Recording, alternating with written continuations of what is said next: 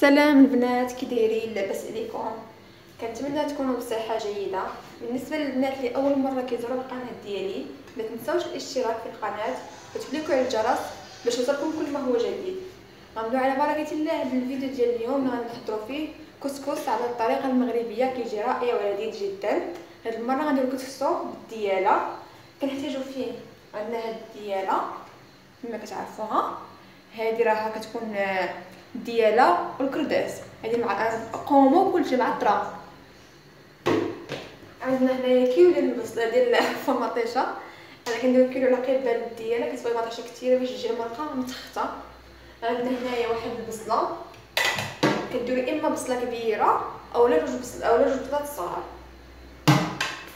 عندنا هنايا القزبور والمعدنوس، كنديروا القزبور اكثر من المعدنوس.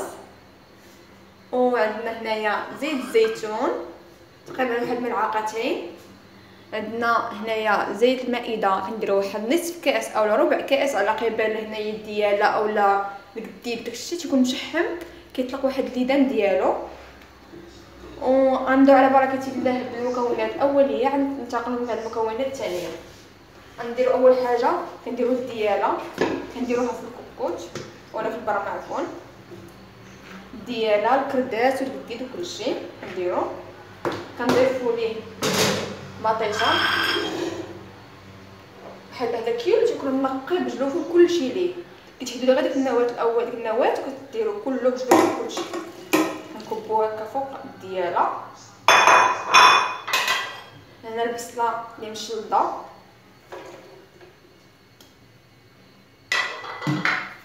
كنديروا بالنسبه للعطريه ما قلتلكمش البنات العطريه. عندنا الخرقوم، ابزار، السمن والسكنجبير، وهذه ملعقه ديال مطاشه الحك. غندير نكبو كلشي. كما لاحظتوا انا العطريه قليل على قبال الدياله كتكون اصلا مقومه. نكبو زيت المائده عفوا، زيت الزيتون نديرو 2 ملعقتين ديال زيت الزيتون، ملعقه اولى ملعقه ثانيه. بالنسبه للملح ما كنديروهاش على قبال هاد الدياله كتكون اصلا مالحه، حتى الاخر كتشوفوا ما ضافوش مالح ولا كما جاكم. هنايا القزبور والمعدنوس، كيف ما قلت لكم القزبور اكثر من المعدنوس. دابا البنات غنردوه يتشحر مده نصف ساعه ونطلقوه من بعد. غنديرو يتشحر فوق البوطه نطلقوه.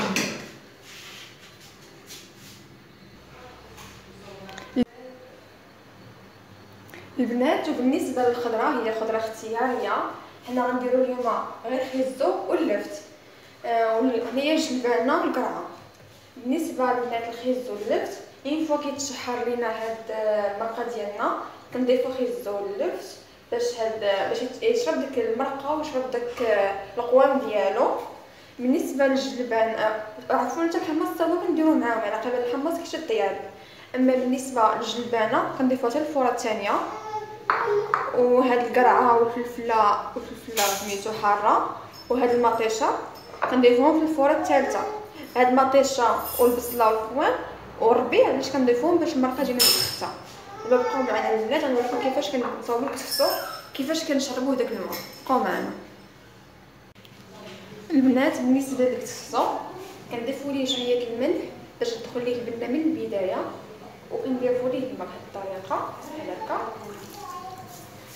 هكا بيديكم البنات كتبسبسوه بيديكم، بقاو ديروا بحال هكا حتى كينشف البنات. عاد كتضيفوا ليه اما 2 معالق زيت الزيتون اولا زيت الروميه على حسب الذوق ديالكم البنات، ومن الافضل ضيفوا زيت الزيتون. غنبقاو بحال هكا بهاد الطريقه حتى كينشف الكسكسو. عاد كنضيفوا زيت الزيتون البنات. وبالنسبه للبنات المرقات ما قلت لكمش، ملي كتشحروا هدا الخضره ديالكم كتضيفوا ليها كترويوها بإطرو ديال الماء على حسب المقدار اللي دايرين. حنا دايرين مقدار شويه كبير غنرويوها بإطرو ديال الماء، نتوما والمقدار اللي دايرين على حساب. نطلقوهم من بعد البنات. بالنسبه للبنات الكسكسو ديالنا غادي نرافقوه بغوشات مشويين. غنوريكم الطريقه ديال التتبيل ديالهم، كتجي رائعه جدا بحال مذاق الشاورما. بالنسبه لنا حنا جيناهم متبلين، ولكن واخا هكا كنضيفوا لهم بعض التوابل انا غنضيف نفس نكهه اخرى لذيذه جدا. بقاو متابعين معنا الفيديو. بالنسبه للبروشيت كنشريوهم متبلين، هذوك كما تعرفوا راهم متبلين. كنضيفوا ليهم بالنسبه للتوابل غنضيفوا بصله، غنضيفوا الخرقوم. بالنسبه للخرقوم هذا خرقوم صحي، هذا قريبا كنشريوه عرق وكتطحنيه، ماشي داك الخرقوم ديال الباكيه. سكنجبير حتى هو صحي، حتى هو كنطحنوا على يدينا. هذا قزبور المعدنوس. زيت الزيتون كنضيفوا ملعقتين. عصير ديال نصف حامضه. بالنسبه للناس اللي بغيتو يجيكم هشيش هشيش بزاف كتضيفوا ضروري السوس، كتضيفوه للبروشيت ديالكم. دابا انا غنضيف التوابل، المطار معلقه، غنضيف البصله والخرقوم سكنجبير الابزار قليل الابزار وشويه ديال القزبر المعدنوس. بالنسبه للملح ما غنضيفوش على قدر، هو اصلا واقيلا مالح حيت راه متبل غيكون مالح، ما نضيفش الملح باش المكان ما نقصو منها احسن. على قريبه غير مرض الملح ضيفوا غير اللي غادي نكه لكم داكشي ديالكم وصافي. على قريبه راه غير مرض الملح. وغنضيفوا زيت الزيتون ملعقتين، وغنضيف عصير نصف حامضه، وغادي نحركهم البنات. غنغطيهم بواحد البابي ياك البنات، وغنديرهم في الثلاجه واحد المده ديال ساعتين حتى نبغيو نشريوهم. عاد نوريكم الطريقه كيفاش كندير ليهم. غندخل هاد التوابل ندخلها مزيان في هاد سميتو هاد لي بروشيت ديالنا. عرفتي كيجيو لذاذ بزاف البنات، خصوصا دابا حنا غادي نشويوهم. عرفتي راه كيجيو بحال المذاق رائع جدا. كنصحكم البنات هاد الوصفه تجربوها، راه سهله جدا وغير مكلفه. عرفتي راه كيجي مذاقها رائع. دابا ملي غادي ندخل التوابل غنغطيها بواحد هاد الورق،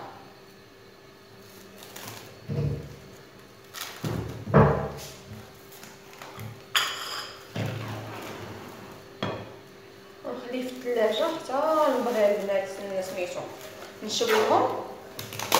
عاد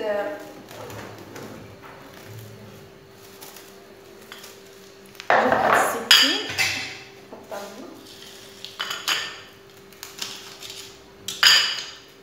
صافي، نخليهم واحد ساعتين على الاقل باش يشرب القوام ديالو. عاد غنشويهم.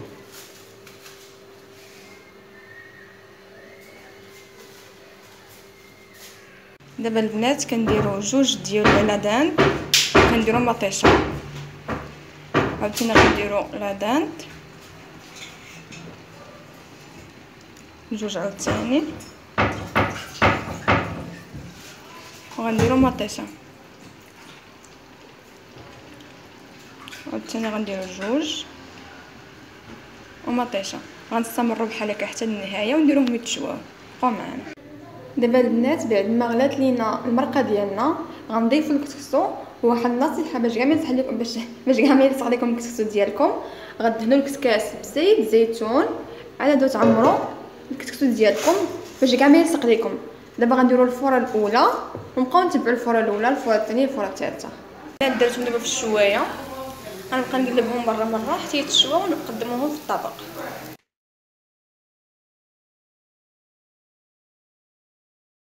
دابا البنات غادي نوجدوا واحد الكيكه كتجي رائعه جدا جدا. عرفتي لذيذه بزاف، المكونات ديالها سهله للغايه. غنحتاجوا غير الكاكاو، زيت المائده، كاس ديال زيت المائده، كاس ديال الماء، تقريبا كاس لاروب فيت بشويه ديال سنيده على قبل هذا الكاكاو، هذا الكوبيل عفوا حلو بلا ما نديرو كاس كامل.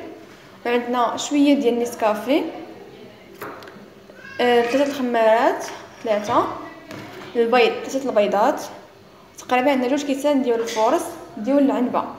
الطريقه هي سهله للغايه.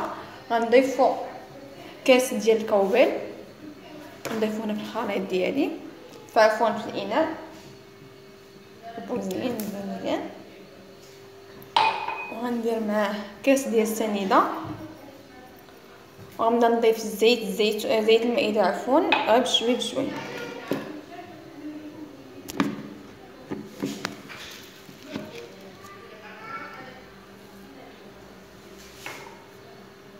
غنضيف بشوي بشوي ونبدا نقرب.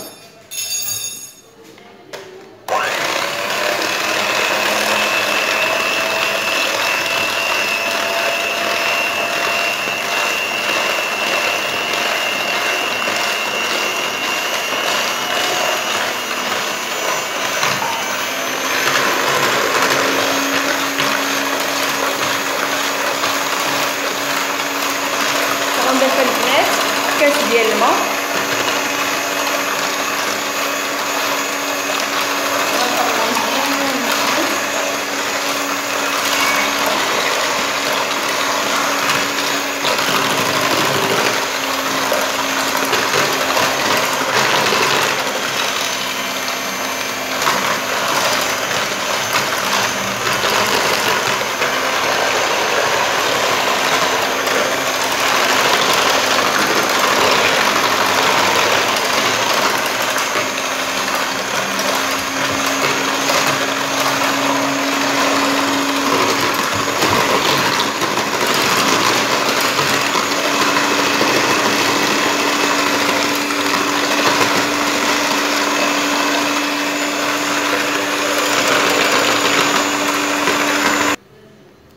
بالنسبه للبنات ما قلت لكمش غنضيف شويه ديال نيسكافي، نسيت ما درتهاش، غنضيف واحد شويه كيطلق واحد اللذه هو رائعه جدا.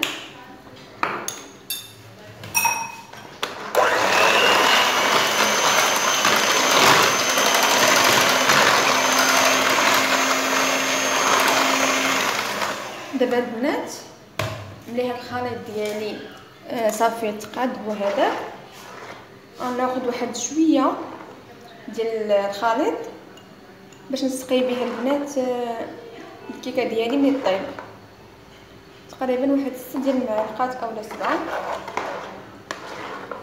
صغيورين اولا 3 كبار.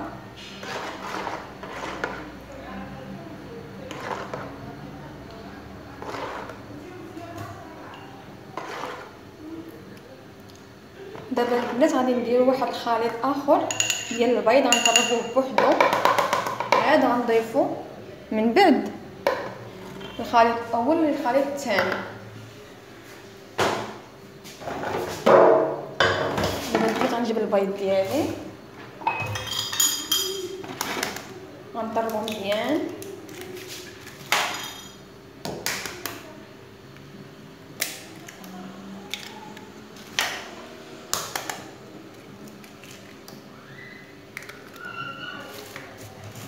غنضرب البيض غنضربو مزيان البنات.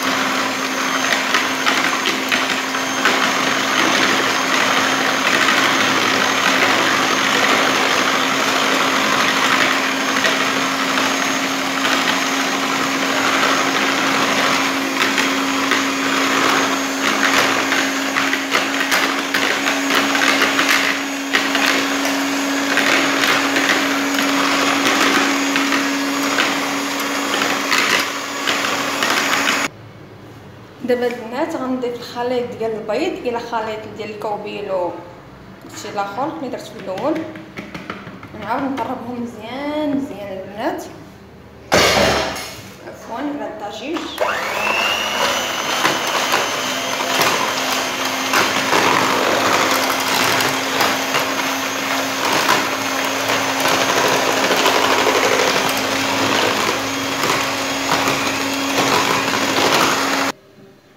دابا البنات بعد ما طربت هاد الخليطين بجوج ضفتهم بعضياتهم، غندير الخمارات، غنضيف هاد الدقيق، غنضيفو 3 ديال الخمارات، غنضيفهم الدقيق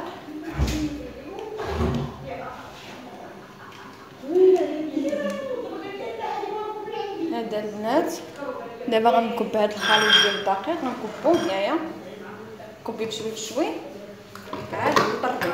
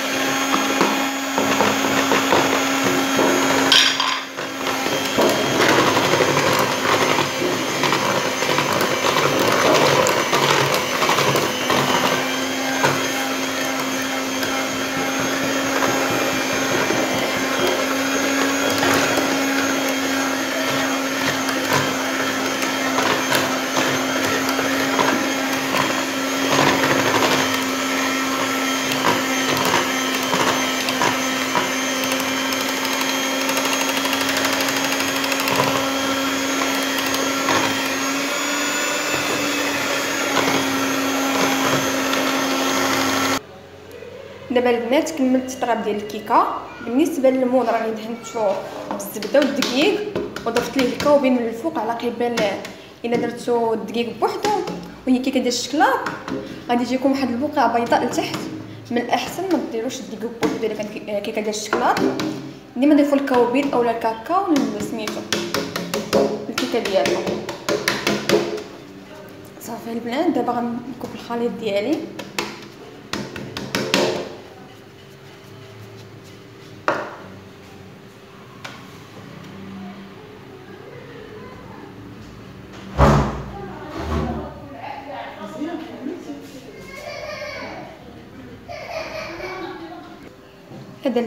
هذا البنات هو الشكل ديال الكيكه بعد ما طربتها وساليت كلشي. دابا غندخلها للفران ونتلاقاو من بعد باش نوريكم كيفاش تسقيوها بديك الخلطه اللي خلينا في الاخر، خلينا في الاول عفوا. دابا البنات غنوريكم واحد الخلطه غنديرها باش نزوق الكيكه ديالي. عندي هنا الشكلاط غنضيف ليه داك الخليط اللي كنت حيدت في الاول ديال الكاكاو وسنيده داكشي كامل. وغنضيف شويه البنات ديال نسكافيه واحد قليل جدا غير للنكهه. وغنضيف بانون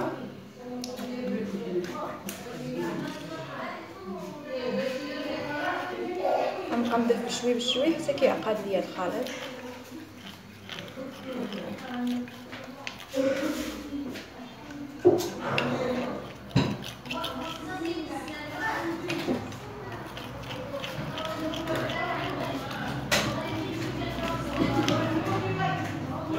غنضيف شوي بشوي.